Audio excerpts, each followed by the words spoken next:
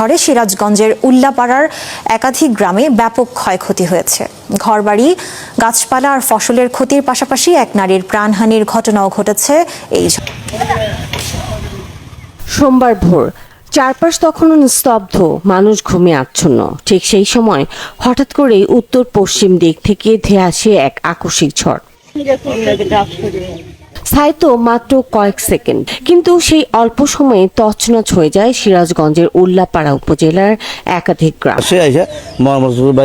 গাছের জানালা দেখতেছি গাছ সব একের পাক দিয়ে ওই ঘরে ফেলাইয়া দিল, দিয়ে একবারে ভেঙে চুরা চলে গেল। তারপরে সব কাঁচাকারি লাগা দিল মানুষজন। সব সবচেয়ে বেশি আঘাত নেই কয়রা ও দুর্গাদহ ইউনিয়নের বিভিন্ন গ্রামে।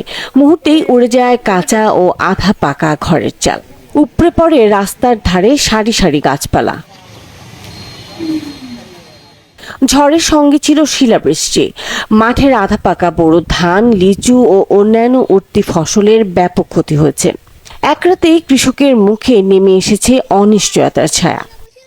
আমাদের বিভিন্ন ফসলের এবং বাড়ি ঘর গাছগাছালি ভাঙ যায় এবং আমার নিচু গাছ অনেকগুলি ভেঙে যায় এবং আমার আরো শাকসবজি অনেকে আছে সেগুলো নষ্ট হয়ে যায়। সবচেয়ে হৃদয় বিদারক ঘটনা ঘটে দুর্গানগর ইউনিয়নের ইসলামপুর গ্রামে। একটি গাছ ভেঙে পড়ে বসত ঘরের উপর। ঘরের ভেতরে থাকা নাসিমা খাতুন নামের এক নারী ঘটনাস্থলে প্রাণ হারান। ক্ষতিগ্রস্তদের পাশে দাঁড়ানোর আশ্বাস দিয়েছে প্রশাসন। ইতোমধ্যে ক্ষয়ক্ষতির তালিকা তৈরির কাজ শুরু হয়েছে। এখানে কিছু লিচু গাছ, আপনার সবজি আছে, আর শিলাবৃষ্টির কারণে কিছু ধানের ক্ষতি হয়েছে। এটা আমরা নিরূপণ করছি। আমি নিরূপণ করে আমার কৃষি অফিসার স্যারকে জানাবো। অবশ্যই যদি তারা জানিয়ে আমরা কিছু ব্যবস্থা গ্রহণ করব। কিছুটা আমাদের ফসলের ক্ষয়ক্ষতি হয়েছে আমাদের শিলাবৃষ্টিতে।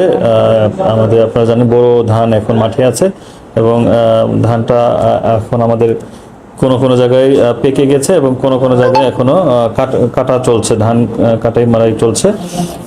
তো এরকম একটা পরিস্থিতিতে আমাদের শিলাবৃষ্টির কারণে ফসলের অনেকখানি ক্ষতি হয়েছে। আমরা এক্সাক্ট এটা এখনো নিরূপণ করতে পারি নাই।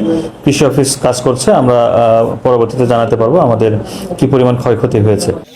এখন ক্ষতিগ্রস্ত মানুষের একটাই প্রত্যাশা, দ্রুত সরকারি সহায়তা আর নতুন করে ঘুরে দাঁড়ানোর সুযোগ। Desk report, channel 24।